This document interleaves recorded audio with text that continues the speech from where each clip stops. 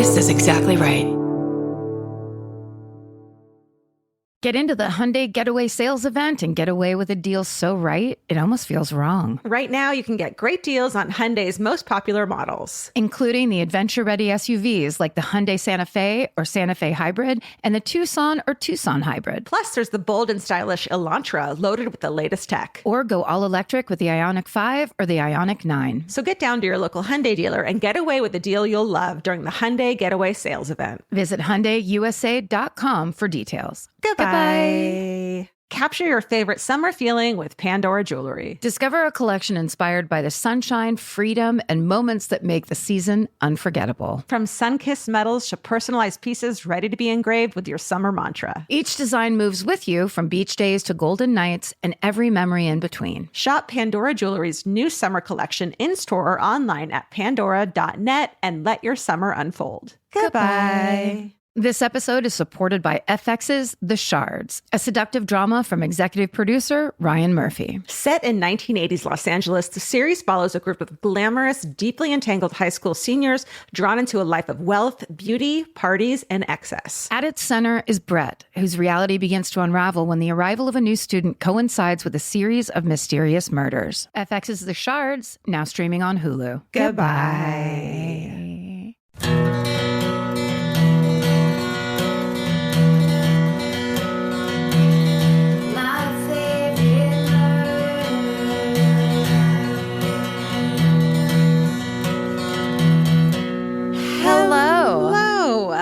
Welcome to Rewind with Karen and Georgia. That's right. It's Wednesday, and that means we're recapping one old episode with all new commentary, updates, and of course, emotional insights.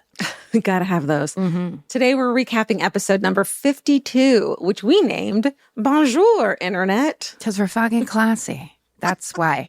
This episode came out January 17th, 2017. So we're doing this show for a year, essentially. Yeah. And this, interestingly enough, is the first episode ever recorded in the Podloft. That's right. That's so exciting. Let's listen to the intro of episode number 52.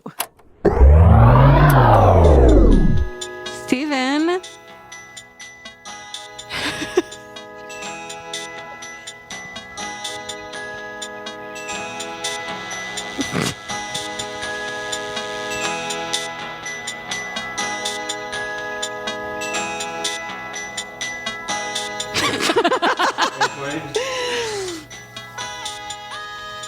Yes. Oh my God. This feels like Poltergeist Part 4 or something. It has a Duran Duran quality to it as well. Yeah. Yes. Steven, look. We're your mothers, and we're really proud of you. That was great. Mm-hmm. Nice. Now, what setting was that on? Bossa Nova. Bossa Nova. It's amazing what you can do with that. Yeah, it was. So each time it's been like a different like drum setting on the Casio. So. The first one was Samba. Yeah. I really like that one. I really thought that was beautiful. Yeah. Thank you. It was like haunting. Now, was it a conscious choice to pull your own vocals out and just let it be an instrumental? I just wanted to, I don't know, I just wanted something with some glockenspiel in it. You know?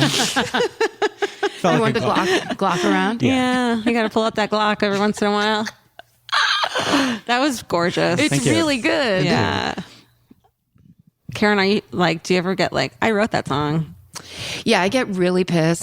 But then I go through all these other emotions. Like hungry, Lonely, tired, angry, Right. entirely shut down. Yeah, like, there's a dog over there. Yeah, Like, distracted. Right. Distracted is the final stage of grief. distracted by dogs is a special. No, I love this idea that Steven's reconnoitering the theme song. Because we're probably all a tiny bit. 52, right? We've heard it 52 jealous. times. Oh, yeah. I mean, it's, we need a refresher. I like the idea. And it's a fun, reconnoitering. We have to reconnoiter. I've never heard that. Is Really? that Yiddish? It's my Irish grandmother used to say it. That say sounds- Yiddish words. Yeah, no. She was fluent. And saying Yiddish words every once in a while. Do you know what's funny? I actually just thought of this the other day because somebody was telling a story about maids. My grandmother was a maid. She came to this country when she was like 17, and she was a maid in San Francisco until she got married, basically. Amazing. So like a maid. a maid sing. Yeah.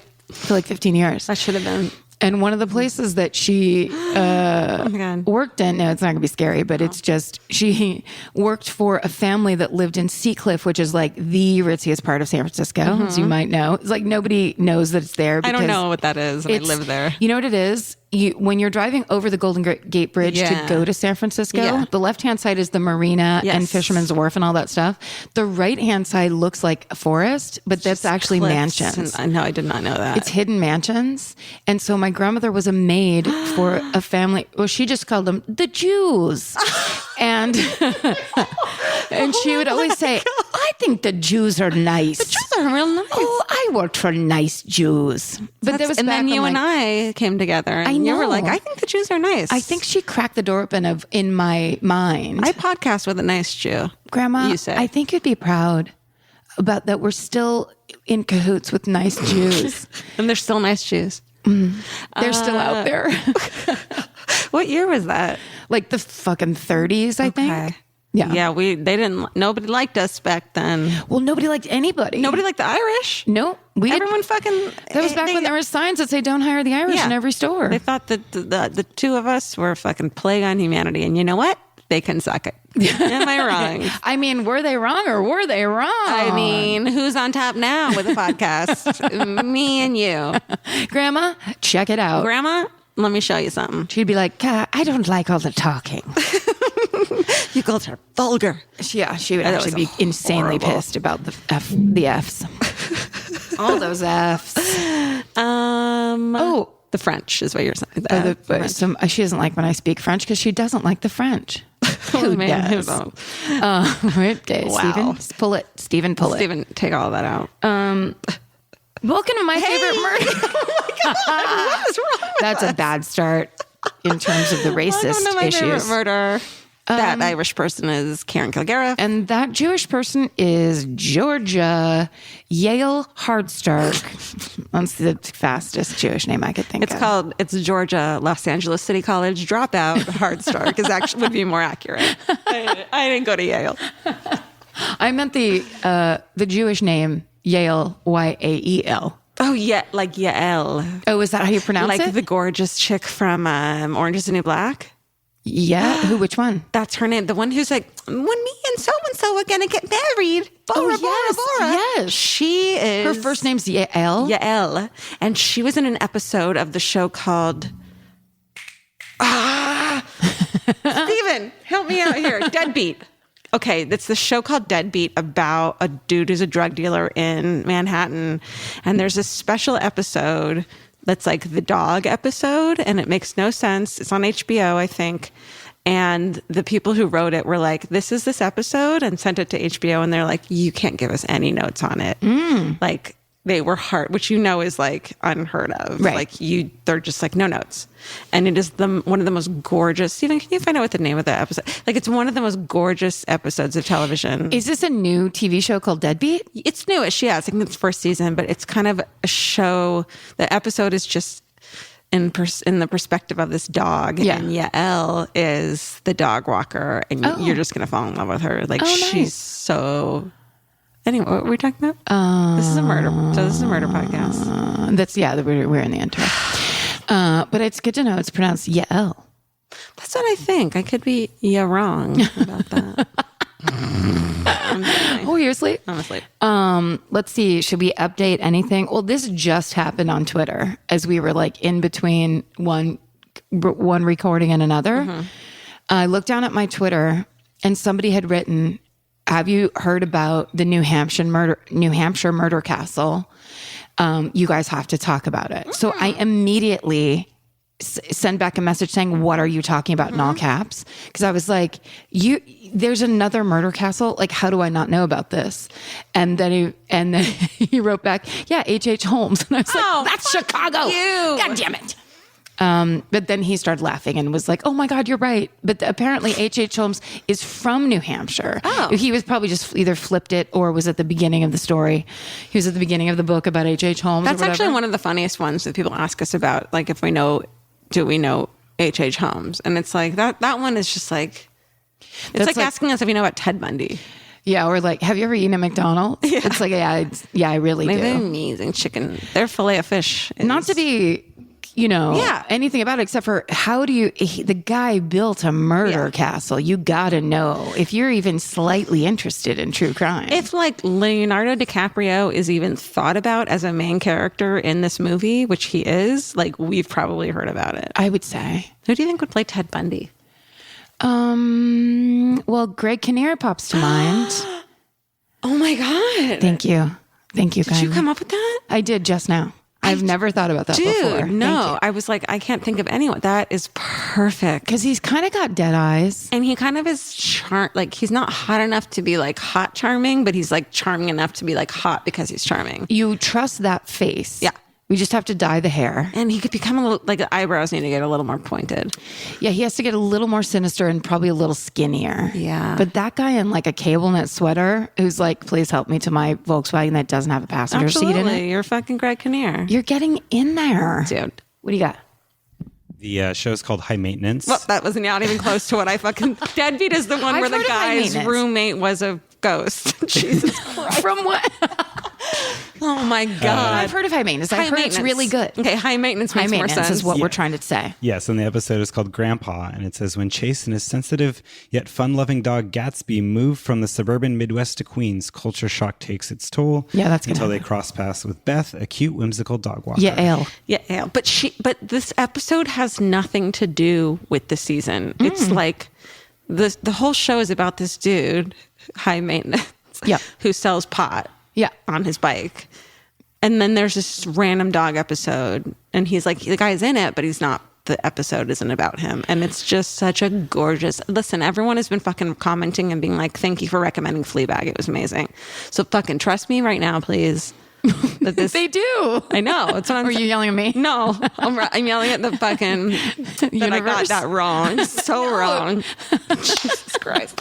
Anyway. You know why I bet? You like Fleabag, and then Deadbeat almost seems like the beat in between High Maintenance and Fleabag. Deadbeat goes Fleabag, right in there. High Maintenance. I just want to know who makes that show that they can go to fucking HBO and say, you don't get to give us notes. I think that they don't care. Like, I think that they're not, I don't know. Like someone I knew who's really cool who makes documentaries was friends with them and they don't give a shit.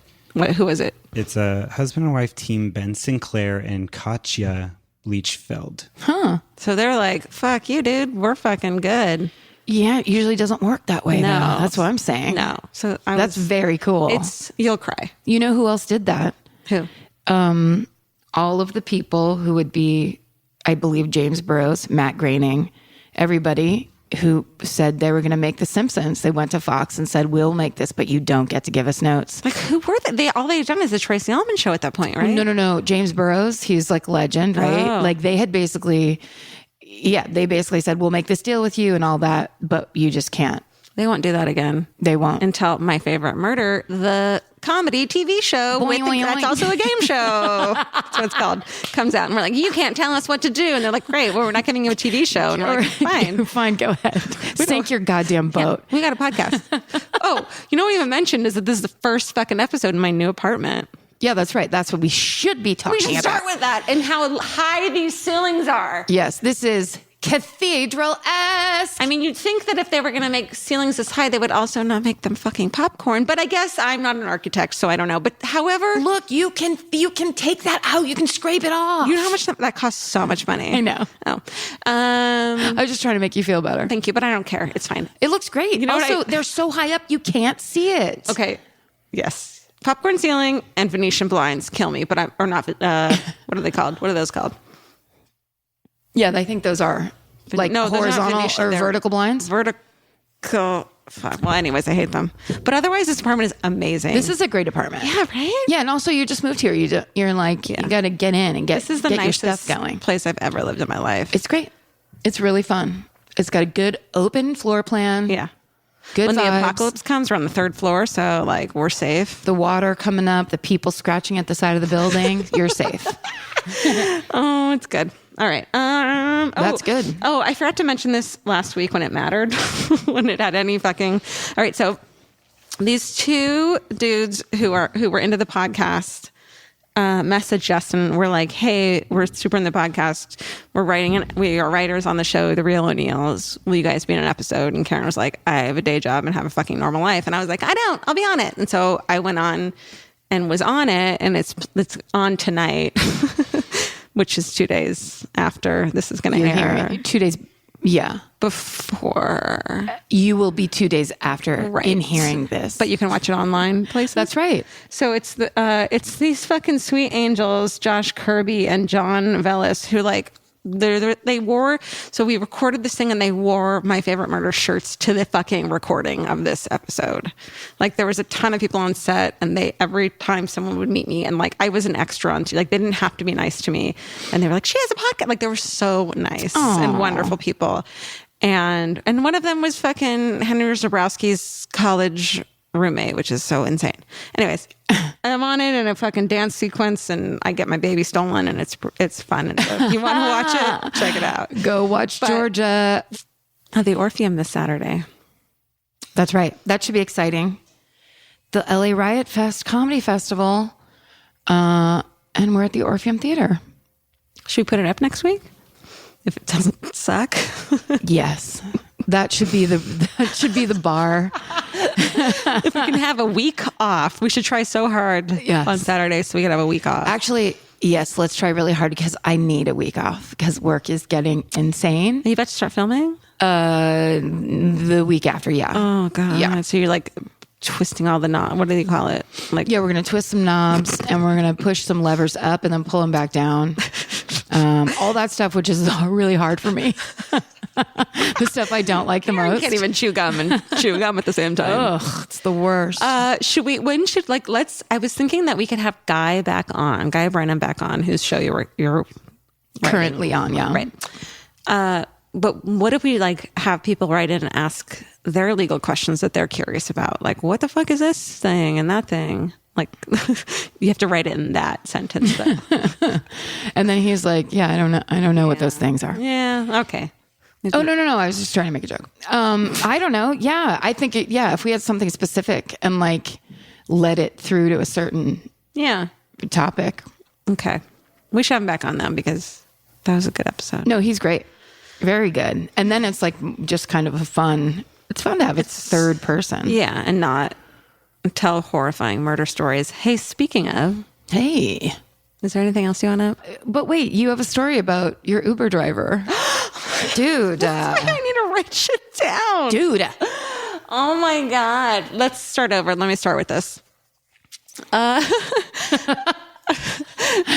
Thank you for reminding me. No, that's why I write things on my list. My therapist today, I was like, what's wrong with my memory? And she was like, well, you're sleep deprived and anxious. Those will fuck with your memory. I'm like, okay, I feel good about it, but now I don't feel good about it. Okay. So I got an Uber to go to our Cracked podcast live show at UCB, which I think they're going to put up soon, which was so much fucking fun. And Cracked podcast they're like awesome dudes. So on my way there, like, I get picked up. First I'm leaving a party and I shame Vince and Joe DeRosa for like saying goodbye and like leaving me there to wait for an Uber. I don't know why I'm saying them. I'm just shaming them. So I get picked up by this dude who looks like he could murder me, but he ended up being super fucking cool. He looks like he goes outside of Burning Man. You know what I mean? Like he stays near, so near real outsider. Yeah. Like he can't afford tickets and he like sells drugs outside of Burning Man. But like I feel safest around those people more than like normal people. Those are your people. Yeah. Sure.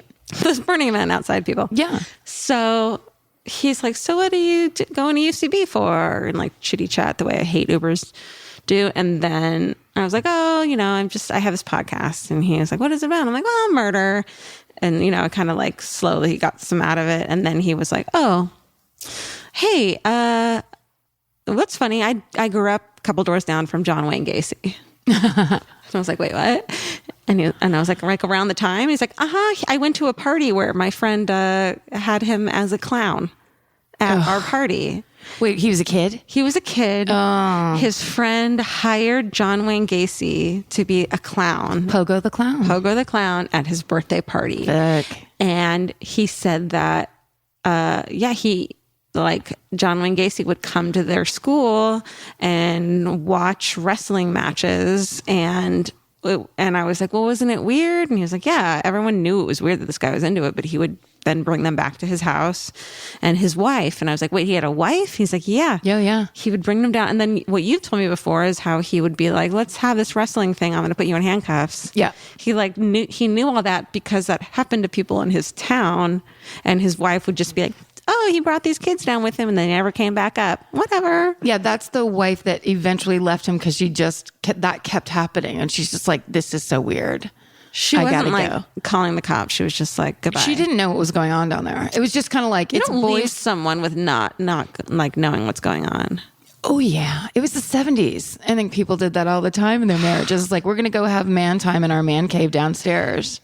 And she's like, okay, I'm going to bed. But with children, like, if she was suspicious enough to leave him, she should have told the cops of her suspicions. Oh, I can't speak to this at all. I don't know. Anyways, so yeah, like on my way to a fucking... Shoulda, woulda, coulda. You know what I mean? Like, should have not married him to be Shoulda. you're married a clown. Look, listen. Look and listen. Look, learn. The handcuffs alone. Get out of there. Yeah. Like, no, the going to wrestling matches and having kids over for wrestling alone. Like, if Vin started doing that, I'd be like, well, this isn't gonna... This will not stand. You're going to prison. You'd be like, one hand on the hip. Hey, listen, mister. Yeah. Goodbye. 911 in the other hand. Well, that's awesome. I mean, that's the magic of getting into just anyone's car. Try it. Everyone give it a shot. That's why we have this podcast. Is people just get into people's cars. It was kind of funny though, because on my way, of course, Georgia got there before me because I was late. And on my way, I was texting like, I'm on my way here, whatever. And then Georgia texts, my Uber driver used to live across the street from John Wayne Gacy. And then I was like, you are lying. And I just, all my responses were accusing her of being a liar. Like I make shit up all the time. I just wouldn't accept it. This is not the truth. And I was like, I'm not fucking kidding. The other thing I was going to say is, and I want to say that I was trying to look up the name, but I realized I was being rude to you, so I just put my phone down. But I want to say her name is Marjorie. Ugh, I don't think that's right though. But we have a person who listens to our podcast and loves it, and also who comes to mine and April's Improv Lab show every month, which we really appreciate because God knows you don't want an empty room at the Improv Lab. It's a real good time. But anyway, there's a girl that I met there on our first business class and who was like, love the podcast, blah, blah, blah. And has been super supportive. Well, I walked in to the last show we did, and there's like kind of an entranceway at the Improv where people stand around, smoke and talk or whatever. And she was just sitting at a table with her friends. And just as I walked by, she just held out her hand and handed me 3 decks of cards. So I stopped and I was like, hey, what's going on? And then I look and they're the cold case cards that we were talking about on the podcast. And she got them for us. We all got a pack, and we got 2 Floridas and a Connecticut, I believe. They're the cards that, excuse me, they're the cards that the law enforcement would, like deck of cards, of playing cards that the law enforcement would give to inmates to play cards with, but there would also be cold cases of like murders and all these things on each one, like explaining them, hoping that one of the people in prison would recognize them or feel like compelled. Thank you. Mm-hmm. In prison and compelled. I just made those into one word. Yeah, you just combined it. To talk. Which was a good idea. And when you look at them, it's kind of creepy, but then it's also fascinating. Like you just want to look at every single card. Sorry, Steven just handed me her name, and it is Miranda. Same thing. Miranda. What did I say? Like Miranda rights. Maribel, some horrible thing. Miranda, thank you so much for thinking of us and getting the thing that we were so excited to even talk about. Yeah, no, it's super cool. It was basically, this is like the partner item to the murder cards that we were, the baseball cards that we were looking at that Steven got for us for Christmas. I mean, we're just going to keep fucking compiling cards. We just love cards. Hallmark. Paint That's it. chip. Yep. Cards. Yeah. All right. That's all our business, right? I think so. Has it been 45 minutes yet? We got to hit that mark. Cut half that out, Steven. Okay, we are back. I mean, it's like the true crime loop that we're always in, where I'm referencing, like, you know, Greg Kinnear needs to play Ted Bundy. Right. Since that time, Zac Efron has played Ted Bundy. I still think that Greg Kinnear would have been a great contender.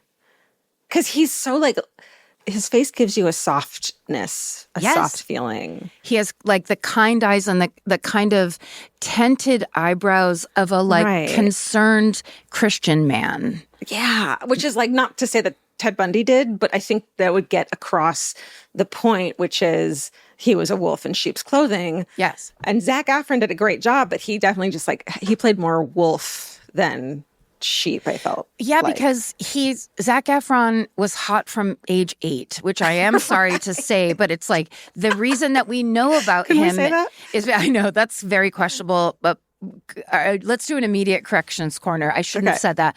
But what I'm saying is, it's like a vibe, and the vibe has to be, I will not hurt you. That's the problem with Ted Bundy, is he came off as the Fair Isle sweater, caring, concerned, I'm volunteering for a suicide hotline. Totally. I'm doing the dishes after your party for you. No one suspects me, even when they're a female cop who works alongside you and hears that it's a guy in a yellow bug.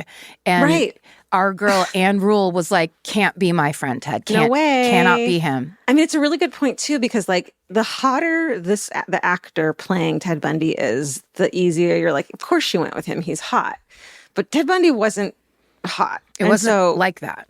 It wasn't like that. I want to see it as, like, how we convince ourselves that everything is fine because this person doesn't seem threatening.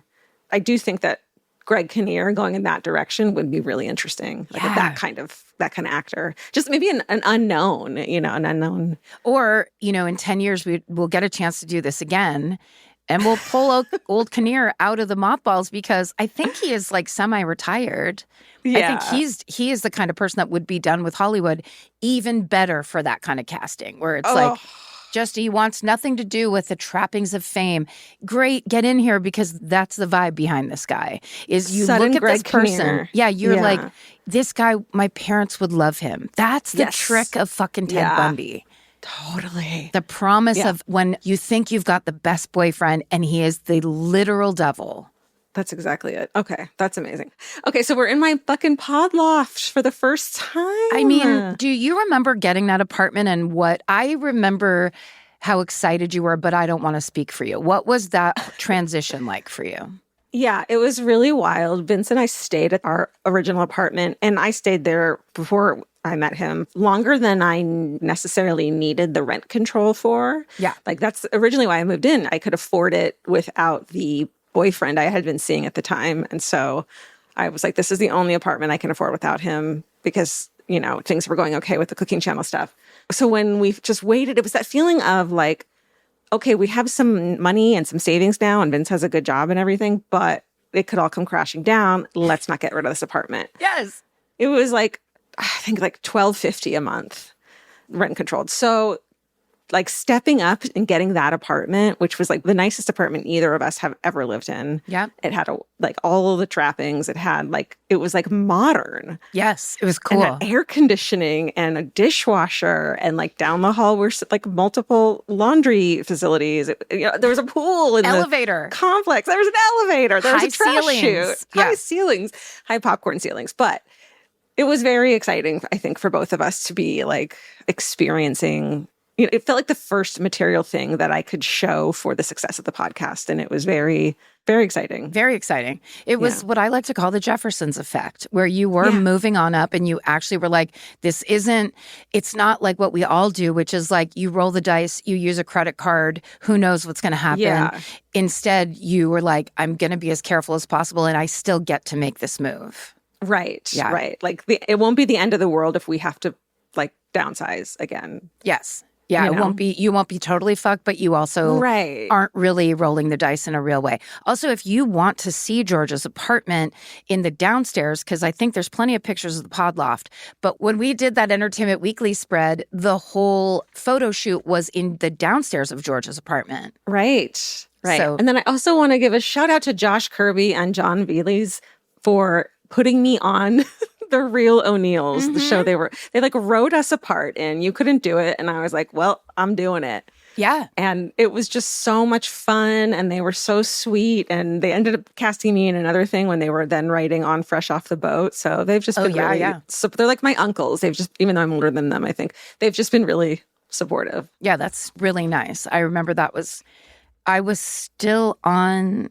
Baskets, I think, at that point. And I was like, you were like, hey, we could do this thing. And I'm like, I can't though. Like I can't do another job. I can't do another job. And also I understand why you're excited. I literally spent all of the 90s on Fen trying to do this. I never want to go back. It was so exciting for me because I had done it in the 90s in early 2000s as a background actor, which you just get treated like cattle. It's really fun, but you are almost a waste of space until they yell action. Yeah. So going on there as like a person with a line. With lines, and a little part, like I got to be put in a trailer. I got an omelet. Like I'll never forget when I was an extra and I didn't have money for food. So you'd go on, you'd be there like 14 hours a day and you'd eat the craft services, but the craft services for the extras was not great. No. And I remember going to crack a hard-boiled egg and peel it and just all the whites peeled off completely with the shell. It was so depressing in a weird way. You peeled an egg down to the hardened yolk? Because it was so poorly boiled and so cheaply bought that... How would you do that on the Food Network? Well, this is depressing. Like, this is sad. This makes me sad, you know? As I crack what I thought was the shell of this hard-boiled egg, the white comes off as well. The entire thing just... And I'm left with a chalky yellow globe. Yeah, that was... And so I got an omelet and it just that felt full circle. Because they actually, like, when you are a member of the cast, when you have a line... The craft service people are like, what would you like? Anything you'd like. You can have anything. And yeah, that was... Willy Wonka shit. And the inside. Sad yellow yolk, chalky yolk to a beautiful omelet. You truly had made it. I truly had. That's a metaphor. Okay, we get into the stories of this episode. Georgia goes first on this episode. Mm-hmm. This is her story about how the Amber Alert system was founded. This episode is supported by FX's The Shards, a seductive drama from executive producer Ryan Murphy. Set in 1980s Los Angeles, the series follows a group of glamorous, deeply entangled high school seniors drawn into a life of wealth, beauty, parties, and excess. At its center is Brett, whose reality begins to unravel when the arrival of a new student coincides with a series of mysterious murders. FX's The Shards, now streaming on Hulu. Goodbye.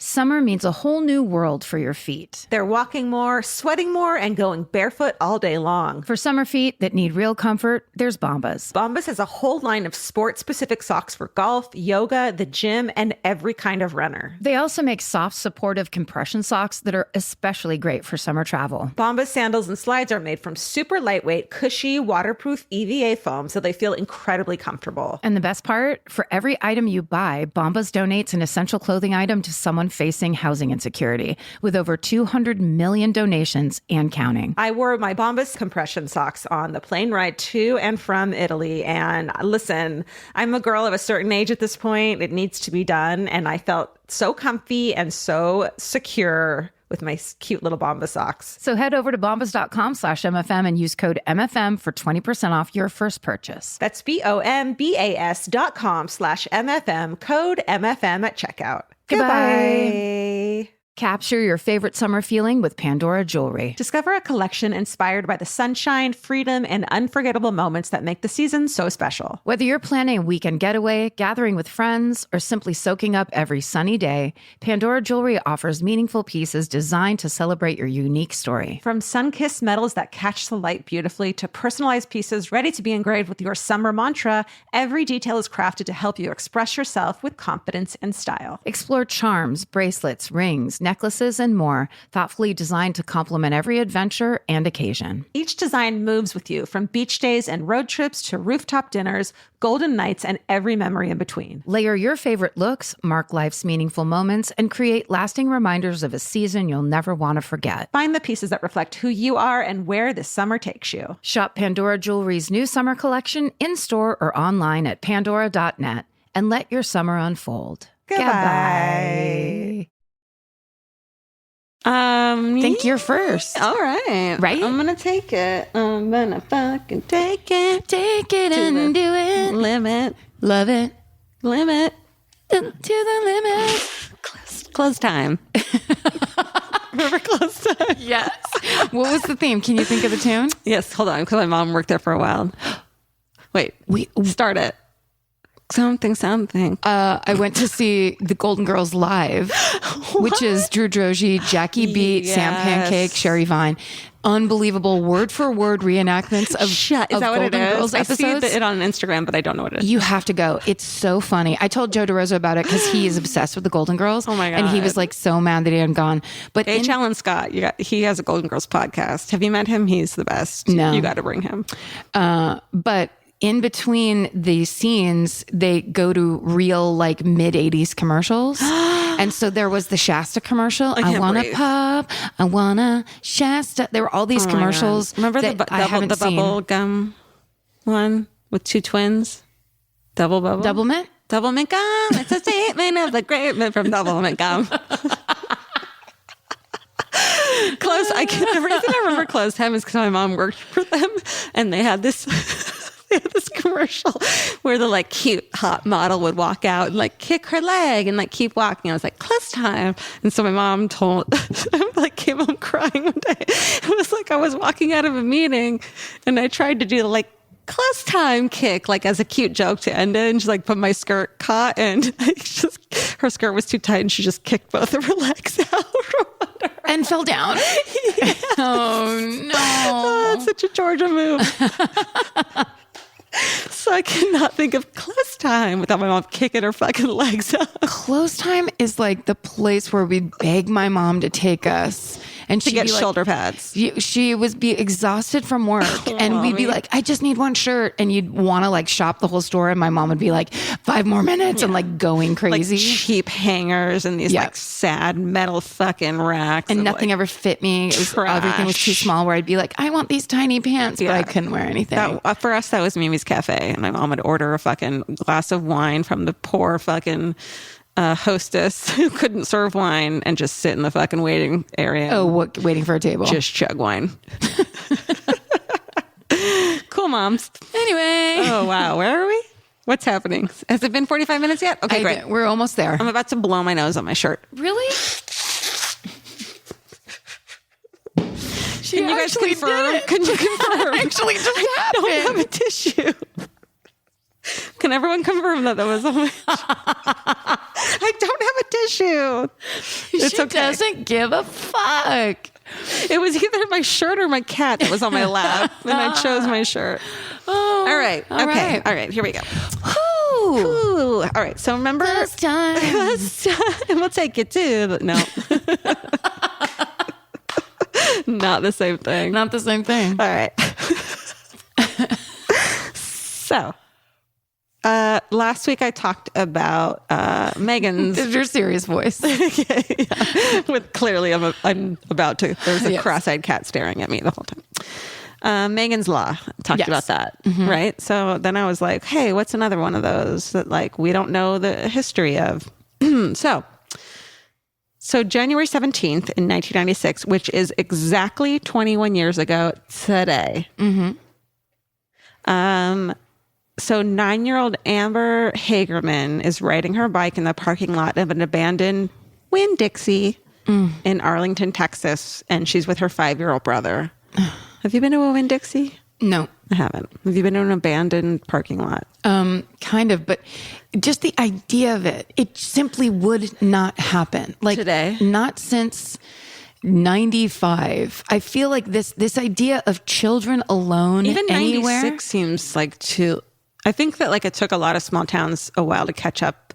Right, because people thought, oh no, not here, and it's safe Right, here and that and then- stuff. But like these days, Never. never. They wouldn't allow people, like children in an abandoned parking lot. They would like Someone would call the block it police. off, right? Or like you wouldn't be able to get on. But also anyone passing by would call the police. If there was a 5-year-old and a 5. 7-year-old riding their 9. bikes, it would be like a major, okay. Well, Anyway. here's why. Yeah. But okay. So they were about 2 blocks from their grandma's house. It was broad fucking daylight, and someone drives into the parking lot, grabs Amber off of her bicycle. Like they didn't even try to like, he just grabs her and drives her away in his black pickup truck. Mm-hmm. There's one witness to step forward, and he was a neighbor. His name was Jim Cavell. He's a 78-year-old retiree, witnesses the whole thing, calls the police right away. And he says, she was by herself. I saw this pickup. He pulled up, jumped out, and grabbed her. When she screamed, I figured the police ought to know about it, so I called them. That's so fucking Arlington, Texas. Like, well, figured the cops should know. He was nearby about... And so this is how he described the person, that he was a white or Hispanic male, 25 to 40, under 6 feet tall, medium build, driving a late 1980s or early 1990s model, full-size, American-made black truck. And then, Amber's brother, Ricky, goes home, tells his parents what happened. They're freaking out. In the abandoned parking lot of the Winn-Dixie, there's also a laundromat.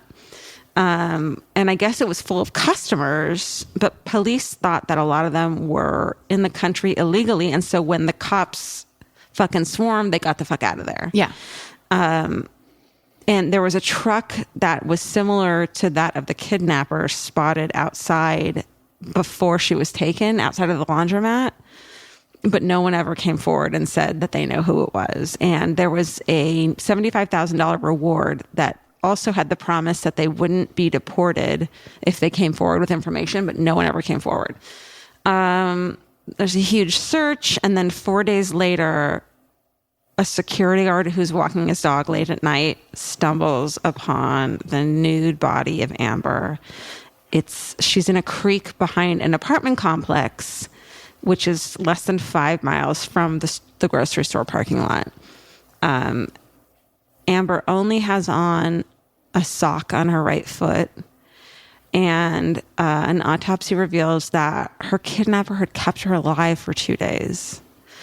And she was beaten and sexually assaulted, and then her throat was slashed, and she was dumped behind the apartment complex, which like makes you think that he lived there, or at least knew someone who lived there and was staying in town and had some time alone. Like, I don't think it would be someone who actually lives there, because it's too obvious. Yeah, it wouldn't make a lot of sense. Yeah, like you're staying go out your back door. Right. Yeah. You're staying at your brother-in-law's apartment while he's out of town.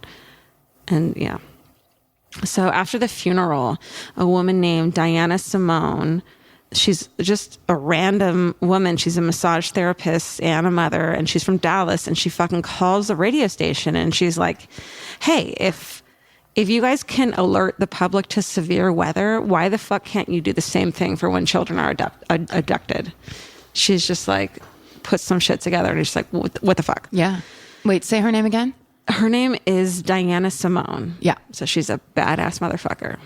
And she says, and I wish I could do this in a fucking Dallas accent, but I don't want to be insulting, that she says, they're saying Amber was taken at 4:00 in the afternoon, thrown in a pickup truck and driven somewhere, and that nobody saw anything. And then she says, I'm sorry, that's not possible.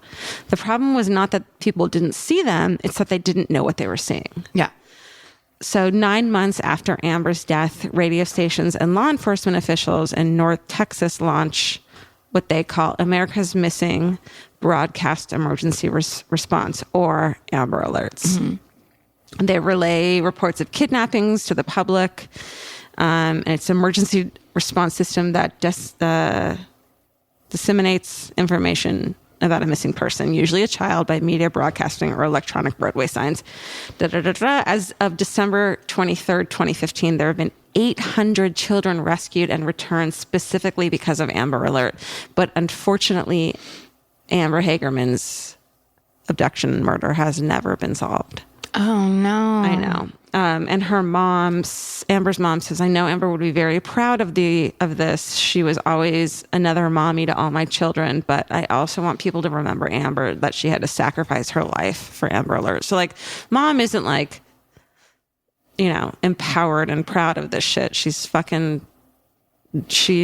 bittersweet for her, why did her daughter have to be the fucking namesake of this? Her child died. Yeah. So sad.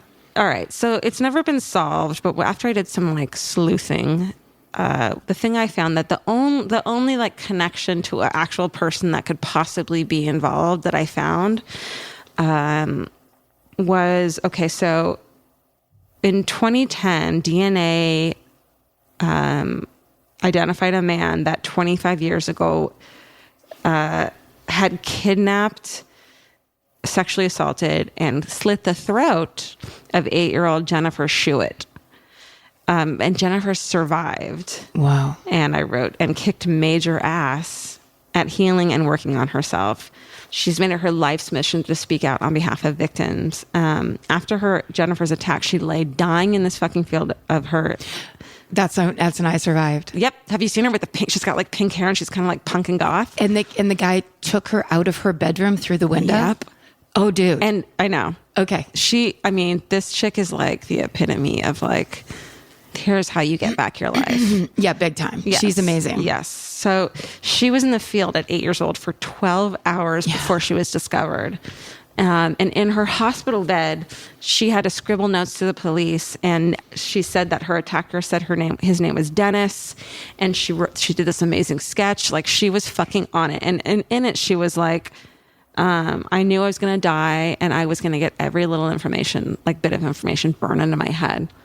And it turns out that the dude was a 40-year-old welder from North Little Rock, Arkansas. He had a wife and 3 kids, and his DNA was on file because he had been, like, he has a fucking rap sheet of assaulting and kidnapping women. There's a ghost train going by my fucking new apartment. Okay. So he had been, the normal arrested for rape and assault, and only got this many months, and in one case, a weekend in prison for rape. It got, pled down to like, bullshit stuff. So he had never actually been really convicted of kidnapping, blah, blah, blah. He confesses to kidnapping, raping, and trying to kill Jennifer Schuett. Her body she was lying naked on her back on top of a fire ant nest. Mm-hmm. 14 hours later, she woke up covered in fire ants. She couldn't move. She tried to scream. Something about the fire ants, though, kept her alive. And I don't remember what it is. I think, if I'm remembering this correctly, because this is another one that's like crazy. I survived. If you can see it, she's one of those people, like you said, the way she talks about it, you're like badass. Yeah. Like there's there's something inside of you. Yeah, when you're losing a lot of blood, you're not supposed to go to sleep, like, so you don't lose consciousness. Yeah. And I think they kept her awake. Oh my God. No. That makes total sense. I'm pretty sure. You should watch her I Survived. Look up Jennifer in whatever city in Texas this is, because she tells the story. It's chilling. Yeah. Yeah. Okay. So he gets arrested for all of this, which is so similar. And this was in Texas, and she had been kidnapped from a Texas apartment. So, I mean, it's so similar.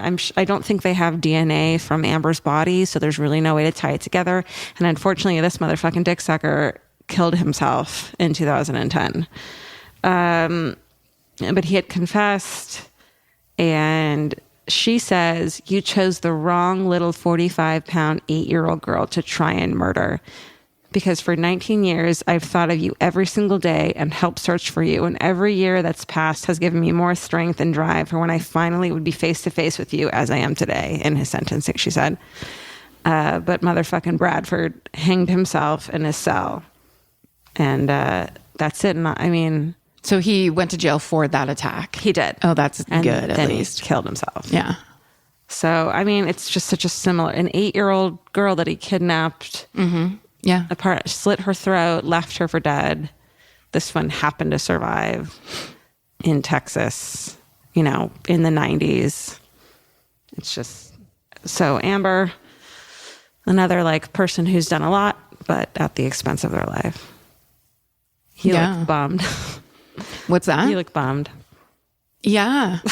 Yeah, it's a bummer. It is a bummer, but I think it's an important story. Yeah, of and course. It's horrifying that he was never found. What the fuck? Well, yeah. There were... I was really surprised that you said that because that I know of that little girl because of Amber Alerts. And so I just completely assumed that was a fully, a case that came all the way around and that there was a prosecution for it and that was part of it. Those two cases, that one and Megan's Law, it's they're more horrifying than you would expect them to be. And they've done a lot, but it's just so heartbreaking. Yeah, and it's so awful. Awful, but we should also know about it. And honestly, when I got my cell phone, I turned off the Amber Alert. You can turn off the emergency alerts on your phone, and it made me want to turn mine back on. Because do it. I'm going to. What if you fucking see a fucking, Well, and also, what's the what does it take? It's not interfering with your life or whatever. And it's just they had so much information to go on based on that truck that if there was a system set up, they didn't find her. Yeah, is scary. And I feel like someone knows their brother-in-law or ex-brother-in-law or cousin or uncle, is suspicious but don't want to come forward. Yeah. It's always that, Yeah. Or your other guy. Yeah. But someone, yeah. Yeah. Yeah. Well, that's a good one. Yeah. Okay. That was a very, very tough story. Yeah. Do you have updates for it? I do. I have some updates. Unfortunately, Amber Hagerman's murder remains unsolved. In the 3 decades since Amber's abduction, police have received over 7,000 tips. Wow. Arlington Police Sergeant Grant Gilden told People magazine that they continue to receive leads, several of which they investigate extensively. It's also never been considered a cold case, as it's never gone 180 days without a lead coming in, which I guess is what they classify a cold case on. I do wish they would, maybe they could release more evidence, another little piece of the puzzle, so someone out there might put it together, but I am not in law enforcement. Also, I would be very interested, I bet you, just knowing the online sleuthing world and the way people dedicate themselves to specific cases. I bet you there is a solid group of online sleuths who are probably the ones that are calling in with that new information or trying to push that cold case forward. But if you gave them one more little piece of the puzzle, it reminds me of Michelle McNamara's book, I'll Be Gone in the Dark. She sent away for some cufflinks that she found at a thrift store online that sounded like a pair of cufflinks that had been stolen from one of the victims' houses. That kind of thing. Yes. Is so intricate and interesting. And I just, I think there's a lot of those out there that could be helped with stuff like that. Yeah, for sure. So Gilden believes the killer is still alive, and police remain hopeful that recent advancements in DNA testing and new tips from the public will help solve the case. Amber's mother, Donna Williams, still lives in Texas, and she's a child safety advocate. Today, Amber Alerts are used in all 50 states, the District of Columbia, parts of Indian country, Puerto Rico, the U.S., Virgin Islands, and over 45 countries. And yes, I put it on my phone, finally. So rest assured. Great. Yeah, that deep tragedy that then begins to represent advocacy for missing children and children at risk is a beautiful, kind of testament to Amber's mother's work. Definitely. And it's just, I'll never forget that the woman who called into the radio station and said, we get alerts about weather. there has to be a system for missing children. And like, what a simple idea. That's just a huge revelation. Yeah. What an incredible legacy to have. Also, and then now there's also silver alerts, which I get on my phone when people with dementia walk away from their houses, which is really important. That happens a lot. And that legacy grows with that kind of like looking out for each other, an organized looking out for each other. It's beautiful. Absolutely. And so also according to the National Center for Missing and Exploited Children, as of December 31st, 2024, this past December, at least 1,268 children have been recovered due to the activation of an Amber Alert. So amazing. The legacy is there. Yeah, that's huge. All right, let's get into Karen's awful, awful story about Luka Magnotta. This episode is supported by FX's The Shards, a seductive drama from executive producer Ryan Murphy. Set in 1980s Los Angeles, the series follows a group of glamorous, deeply entangled high school seniors drawn into a life of wealth, beauty, parties, and excess. At its center is Brett, whose reality begins to unravel when the arrival of a new student coincides with a series of mysterious murders. FX's The Shards, now streaming on Hulu. Goodbye.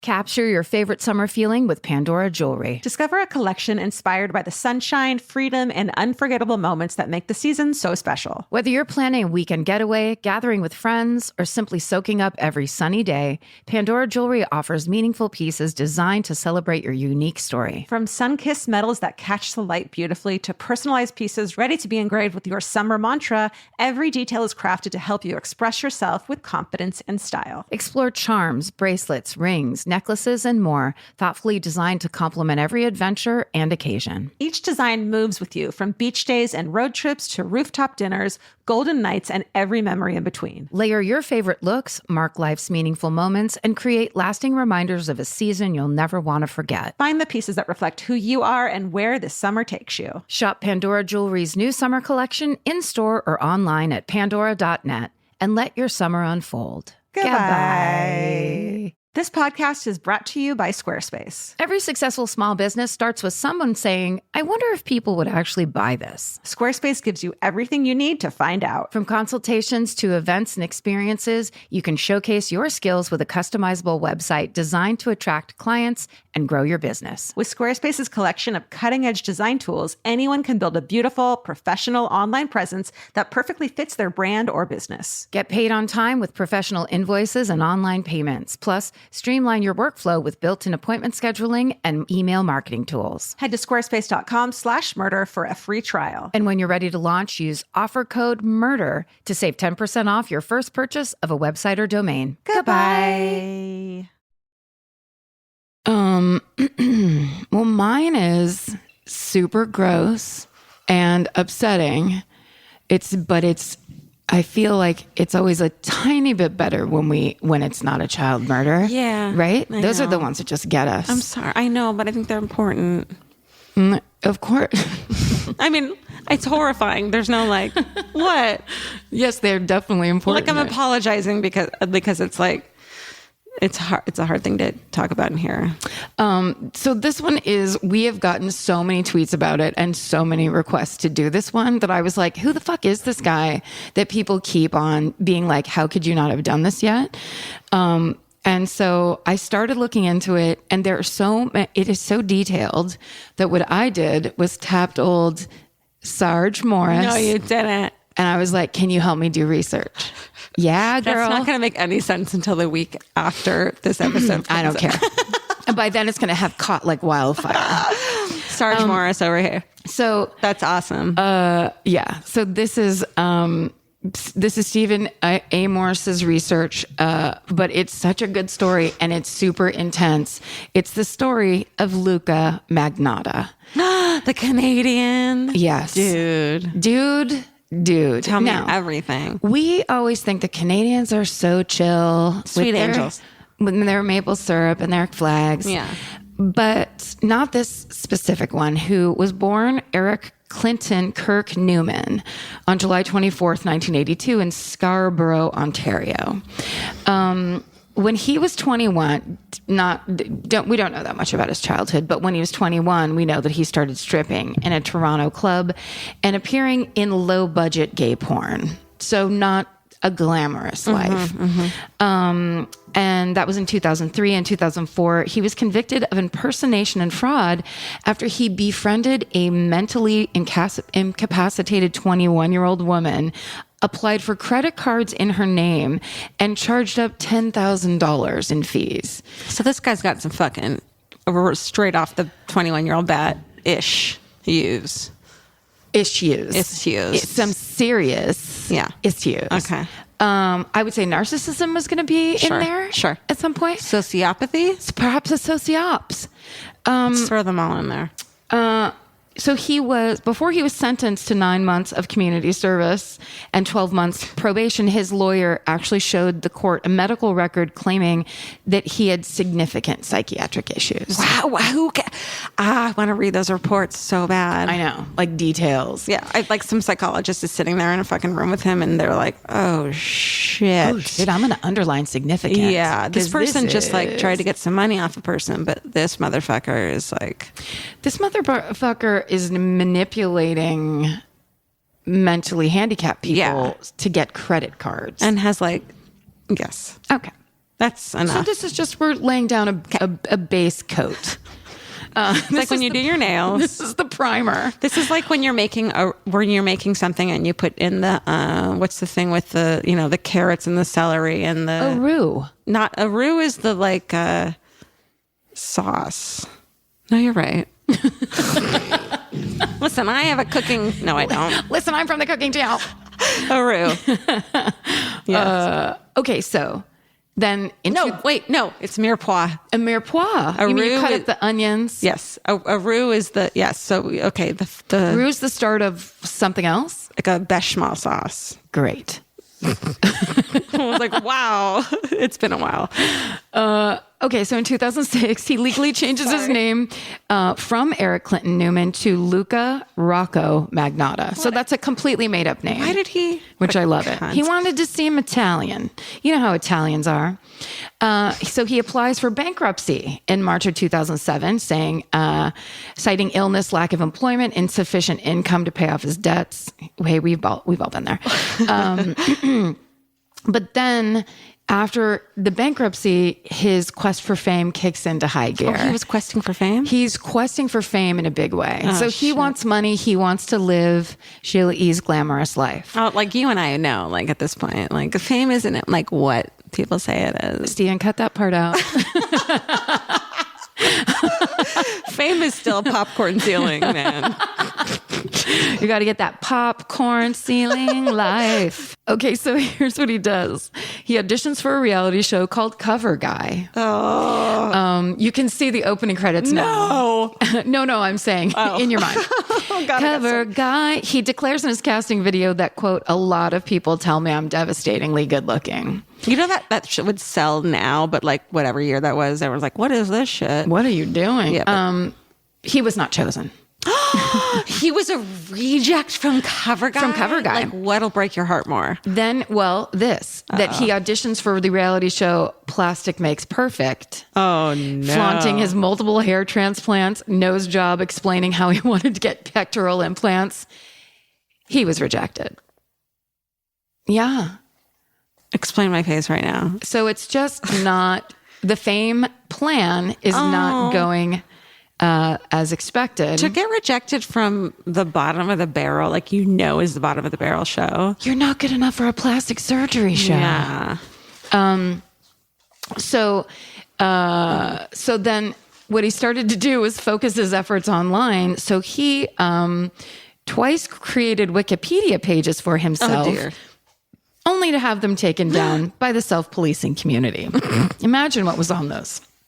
It's Wikipedia. Imagine the self-policing community is like, they let so much shit fly, and then they're like, this fucking idiot? Not this guy. Not this fucking idiot. Then he created the rumor on message boards that he was dating Carla Homolka, the wife of Paul Bernardo, who killed 2 teenagers, along with raping and murdering her own sister. Oh my God, this is how, okay, I did not understand. In my mind, whenever I saw people write this thing, I thought he was Paul I think I got these whole things confused. Yeah. So this is exciting.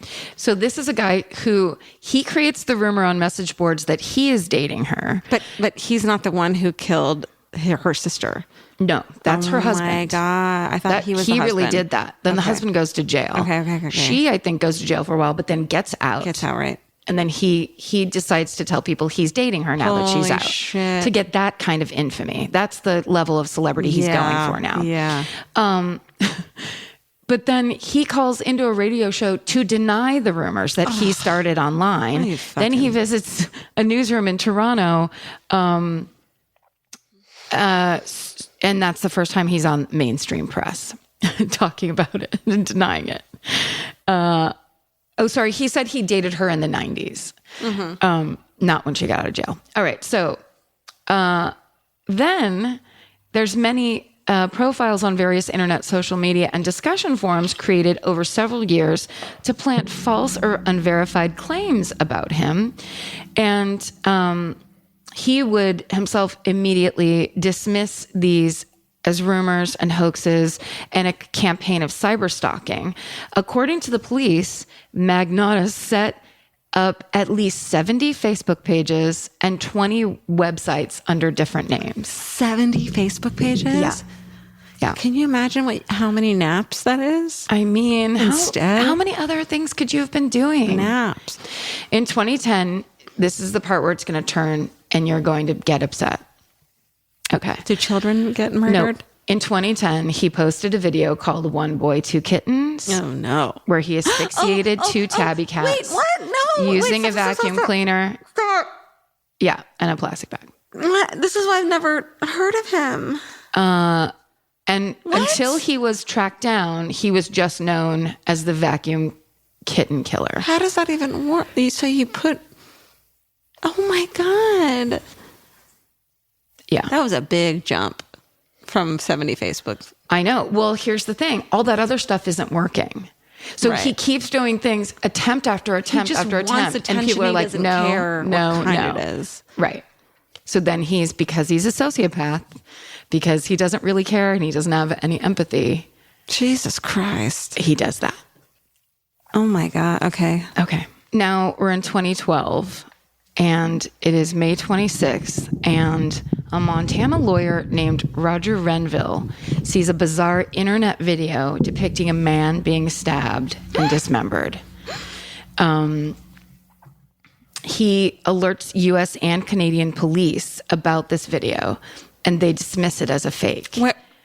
He just saw it, like, where? It was posted, so it was uploaded. It was called One Lunatic, One Ice Pick, and it was uploaded to 2 gore sites, which were super explicit places that were just like super violent. I love that this guy who's like on gore sites is like, this is too much for me.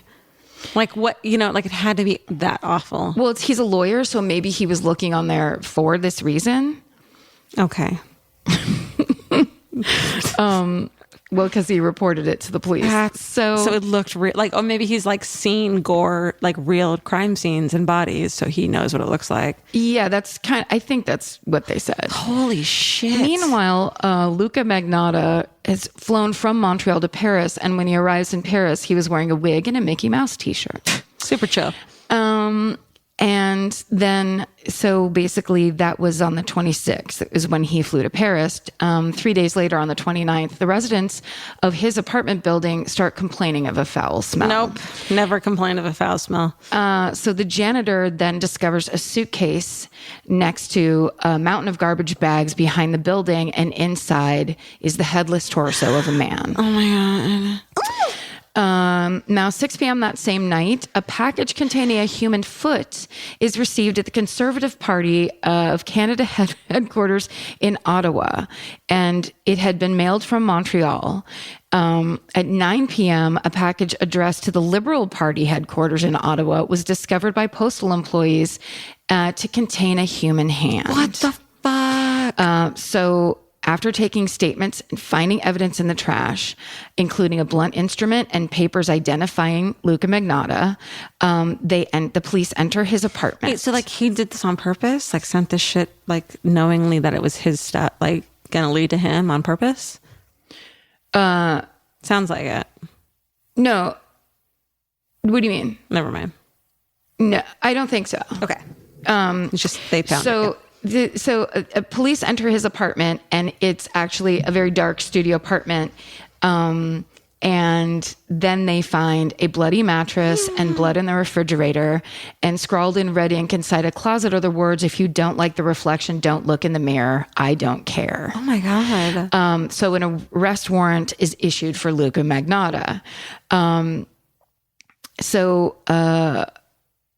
The Interpol adds him to the wanted list, and people he was in Paris, and he was declared an international fugitive, and the cops start getting a ton of tips that he's at a bar, he's trying to crash a house party. He actually took the bus to Berlin. His name was all over the papers and all over television. And the French media nicknamed him the Butcher of Montreal. Oh my God. And the German media nicknamed him the Porno Killer.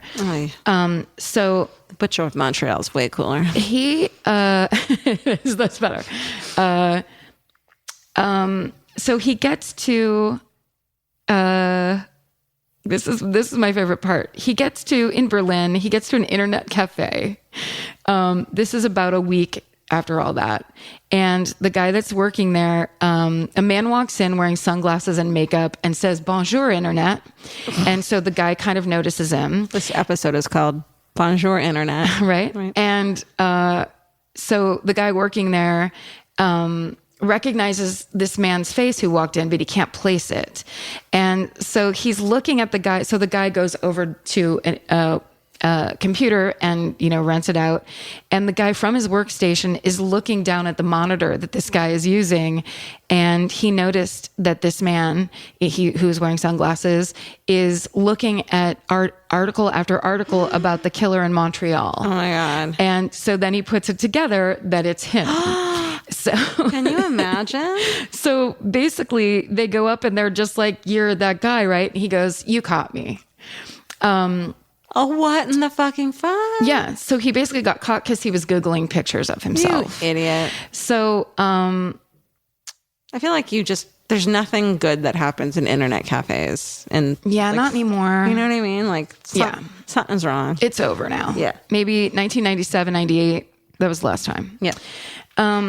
Okay, so then on June 5th, a package containing a right foot was delivered to St. George's School. Another package containing a right hand was sent to Falls Creek Elementary School in Vancouver. Both schools opened as normal in the following morning, and it was confirmed that both packages were sent from Montreal. But were they staggered? Like, who was sending them then? He was sending them all from Montreal. But they were different places, so Vancouver's further away. Okay.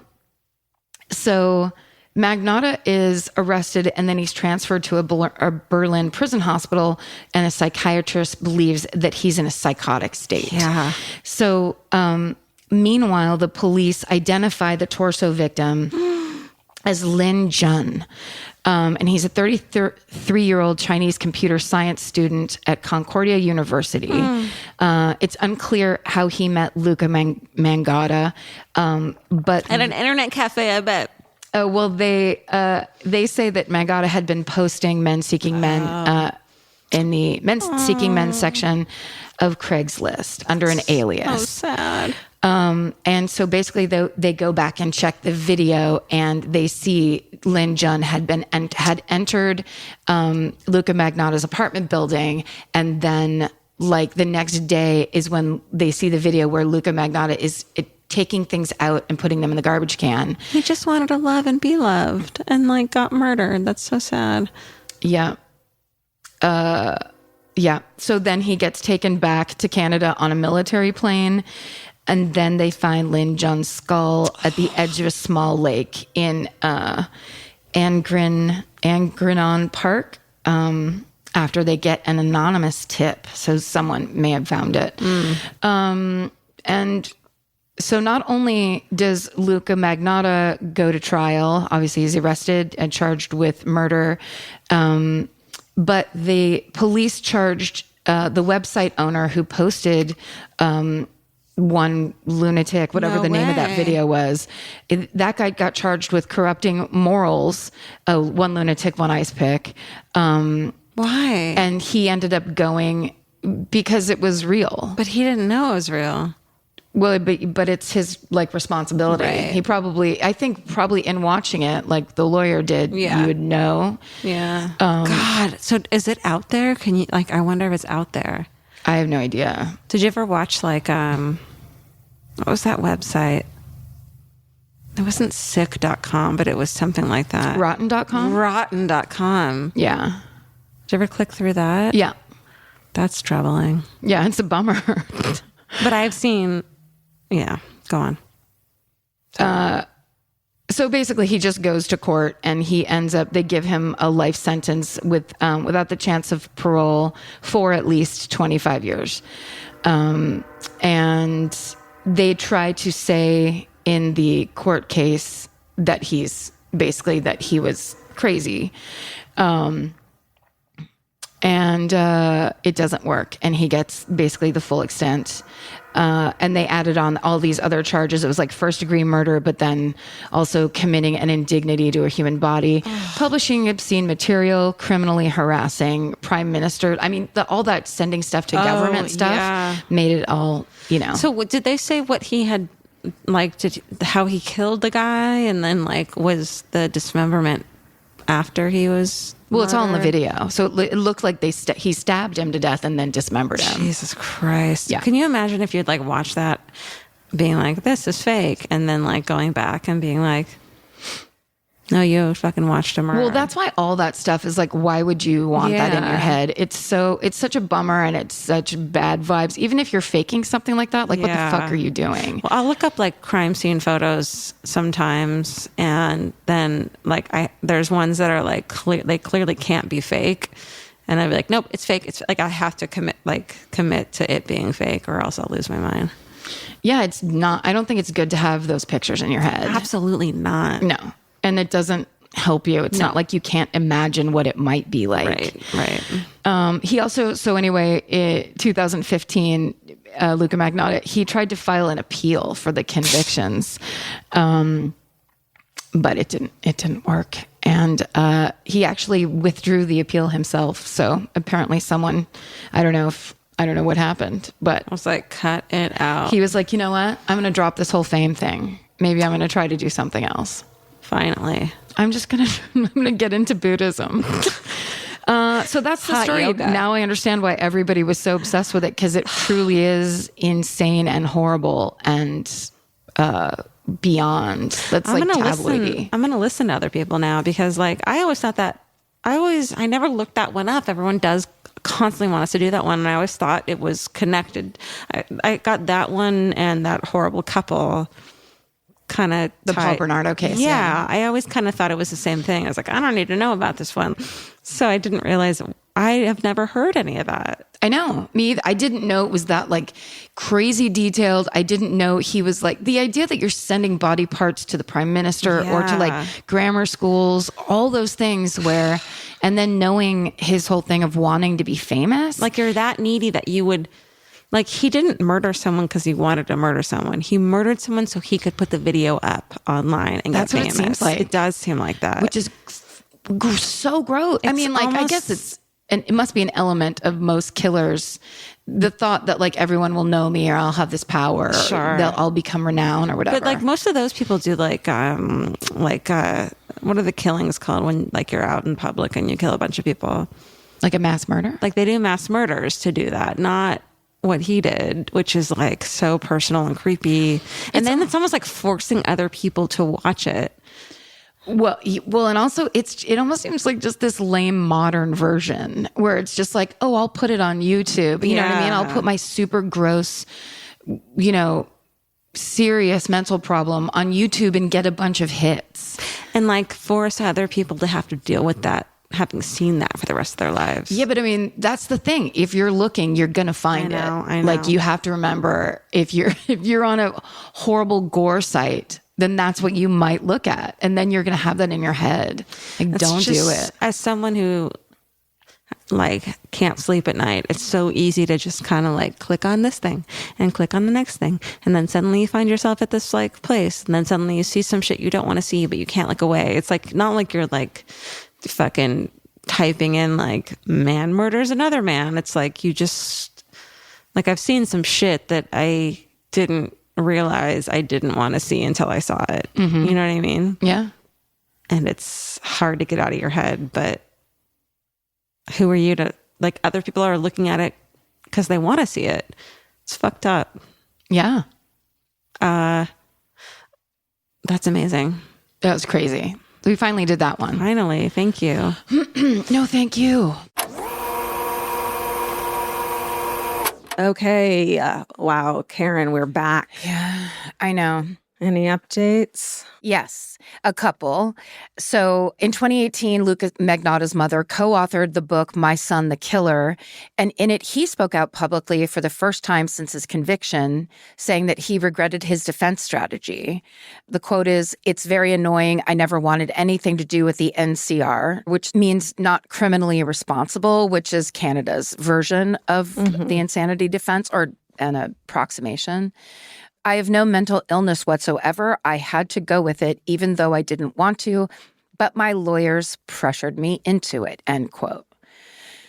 So just kind of a real sociopath, psychopathic move of I'm here to argue about how people see me being defined as whether or not I'm criminally responsible. I am criminally responsible. And someone else did me dirty, and that's why. That's why, period. Yes. Scapegoating, blaming, and still, that's the one comment he makes. According to CTV, Magnotta is currently imprisoned at the medium security in La Casa institution. He'll be eligible for what they call day parole in 2034 and full parole in 2037. Yikes. And of course, we all know that a year after that, in 2019, Netflix released the legendary docuseries Don't Fuck with Cats, which was all the cyber sleuths who basically banded together to find Luka Magnotta after he started posting videos of himself killing kittens online. Did you watch it? I was warned not to watch it. I've never watched it. Here's the thing. I recommend it because it's essentially you get to meet these incredible personalities. The people behind the term cyber sleuth, you like to talk about it, but actually you meet and hear from those people. And there's one woman who is the best. Okay, we've can talked about avoid. We can avoid the disturbing video parts, right? Absolutely. Okay. Yeah. Like I could fast forward. Okay. I've been too scared, obviously, but it's a fucking classic. I need to watch it. Yes, for sure. And also just this story is the origin of the title of this episode because Magnotta himself went into an internet cafe wearing sunglasses and makeup and said, "Bonjour, internet." So that's who we're actually quoting here. Let's change the name because we should quote someone else, not him. There's plenty of other hilarious things we say in this episode. We should not be, these are the things. We're only a year in. We still haven't learned not to do things like quote the killer himself for the title of the episode. I wonder if maybe we should also consider titles that come from the rewind part, this part of the episode for the title change. You know what I mean? That's for the rewatch when we start doing video episodes of the rewinds. It's going to go in forever into a circle of hell. It's just going to be one of those a video of a video of a video happening right now. Yep. Where it's like, oh my God. Basically you standing with a video camera in front of a mirror and then it goes off into a million. It's Spaceballs. Come on. It is. It is. Okay, so that was my story. So we're going to go into what's essentially the wrap-up of this episode, the old wrap-up, where we are now doing good things of the week because we need to counterbalance our discussions of all of this difficulty with some good stuff. So it's we realize that finally. It's slowly dawning on us. Yeah. I love mine because it's the beginning of Jacuzzi Cat. Gus the Jacuzzi Cat. I think we lived there like 2 or 3 years, and he ended up becoming one of my best friends. We heard a lot about Gus the Jacuzzi Cat over the years. Yep. And this is his premiere. Such a special cat. Okay. Well, you'll hear Georgia talk all about that. Yes. And everything else that we kind of in this wrap up. Can I tell you? I forgot about this. I was we moved in this new place this weekend, and it was the first day we moved in. I was walking down this like the staircase, and this like girl with a really cute dog walked up, and she was this like cool girl, like not cool, she was like someone I would have drinks with, a cool girl. And I could have sworn when we walked by each other, she whispered, "Stay sexy." I'm serious. I think she whispered, "Stay sexy." That's creepy. Which is so creepy. But I think I'm also really paranoid. No, I know I'm also really paranoid. Yeah, you're definitely really paranoid. But it sounded like she said something like that. I mean, I guess you'll find out. So I'm gonna die. Do you have a positive thing? That's what I thought you were doing, and then it turned into that. I thought you were doing a positive thing when you started that story. No, I that's was not like, positive. That's nice. I No, know. it's not. I realize now. It was just like a twistaroo at the end. My real positive thing. So I'm in this new apartment, a new apartment complex, and there's this thing that happened yesterday, and it puts two of my favorite words together as one. And so my positive thing is jacuzzi cat. There's a fucking giant black cat, and Vince and I were in the jacuzzi. This fucking giant black cat strolls over to the side of the jacuzzi, and like I thought I was in fucking Narnia. Like, let me pet him with my wet hand. Like I just was petting him, and then he had a collar on. I looked at the collar. His name was fucking Gus. While you're sitting I got in the jacuzzi and was about to cry because how happy I am that I get to be in a jacuzzi. Like, this is my dream. I can't believe this. And then this cat just fucking saunters on up, named Gus. Like, that's a fucking fake. And he was like, I think he was an alien. Like, he was kind of like watching the perimeter, but like letting me, like only me, pet him with like like a wet hand. That's hilarious. It was like, it was a dream. It was amazing. That's good news. Yeah. About your future jacuzzi experiences. Jacuzzi cat.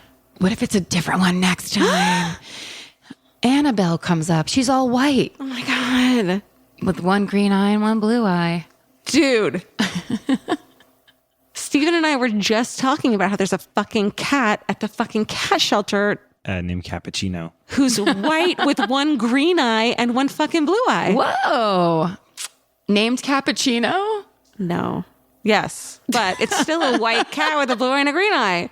Fucking Matrix, man. I don't care what my therapist says about detachment fucking issues. Yeah. This is the Matrix. Yeah. You got to tap in. You just got to tap in. What's yours? I guess I would say it was going to see the Golden Girls live, Oh my God. which I went and did Jamie Lee's podcast. So I was downtown. It was kind of far away, and I bought this ticket. And when I went to buy the ticket for Golden Girls live, you usually can roll up and buy as many tickets as you want. It's like one of those scrolly things, and I could only roll up to one. So I was like, oh, whatever. If I can only have one, I'll have one. So I bought that ticket. So it turns out I bought the last ticket. The guy told me, because he was like, you're not on this list. And he like checked it a ton of times.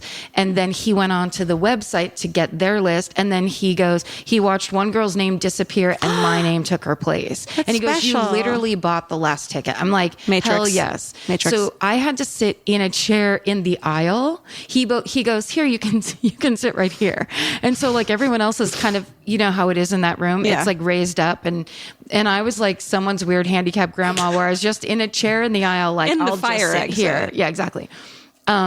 So the show starts, the lights go down, and they put up the opening screen of the Golden Girls, and then the theme song starts, and everybody starts singing Loses their mind. the theme song. No, everyone starts singing the theme song together, and everyone was like laughing and smiling. It was like a very beautiful, like bonding moment in this weird way where it was just really nice. And it was, it's like 80 people or something. Please bring me next time. I would love to go. Yeah, we should totally go. It would be so fun. But it was just like so a lovely, lovely. first of all, I like a group sing. It's always very like cathartic. But then everyone knows every word to the theme song to the Yeah. Golden Girls. And like some people were really belting it out. And it brings was you back cute. to like a moment in time. Like I stayed at home. I was a kid and I watched that with my family. Yeah, like on a totally. Friday night. That's what you did. That's what was going on with everybody with that whole, it was really lovely. They have a mug. I follow Jackie Beat on Instagram. Oh, I bought one of those mugs. Does it say thank you for being a cunt? It's all those guys dressed up as the Golden Girls. Thank you for being a cunt. It's genius. Is, like, I can't even handle how fucking amazing that is. Yeah, it's super good. So, That's a great moment. so what a great capper. All right, that was a nice little ending for the old episode. And now here in the rewind episode, we're going to obviously retitle it Bonjour, Internet's Gotta Go. That's right. So this is such a weird word to see written, but we could call it We Have to Reconnoiter. Mm-hmm. What a weird word. Yeah. I think it's an army style word. You know what I mean? That makes sense. Yeah. Reconnoitering. It's like we have to figure this out again. Sure. Also, there's Greg Kinnear pops to mind when we're talking about the Ted Bundy conversation. Because he really does. He does. And then when we said cut half of that out, when it was 45 minutes of an intro. Oh my God. And Georgia gave a really good direction to Steven in terms of editing. Just cut half of it out. I think it's true. Half of it is shit. Just fucking do it. But I think the real title needs to be Jacuzzi Cat. Yeah. Right? What a good boy, Gus. Yeah. Well, we're not going to say goodbye because it turns out the old us way back when and Elvis and his new pod loft say it for us. So here's the end of the episode, y'all. That's our episode. Thanks for listening. Twitter, Facebook, Places. merch, Instagram. feelings. Here we go. Buy tickets if you're in a city where it is not sold out. We'd love to see you. Check what those cities are on the Facebook page. And stay sexy. And don't get murdered. Elvis? Want a cookie? You want a cookie? Okay, bye. Bye.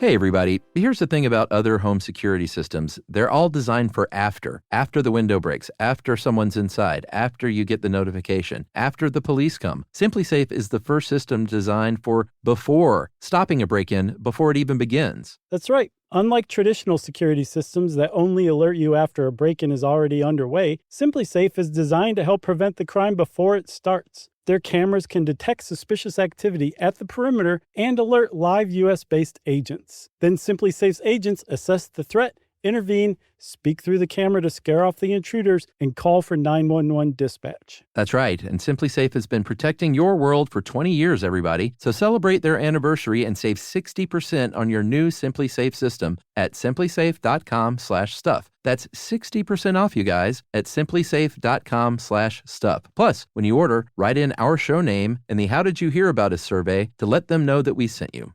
Don't forget, there's no safe like SimpliSafe.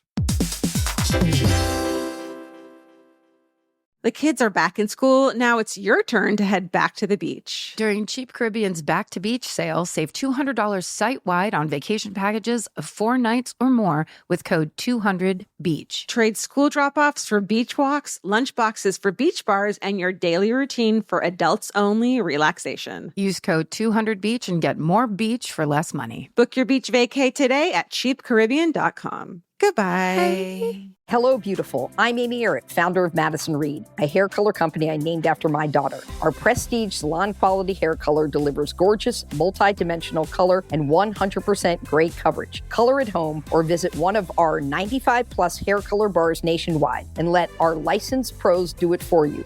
Visit madison-reed.com and use code podcast20 for 20% off your first order or service. Confident, bold, unstoppable. That's the power of Madison Reed.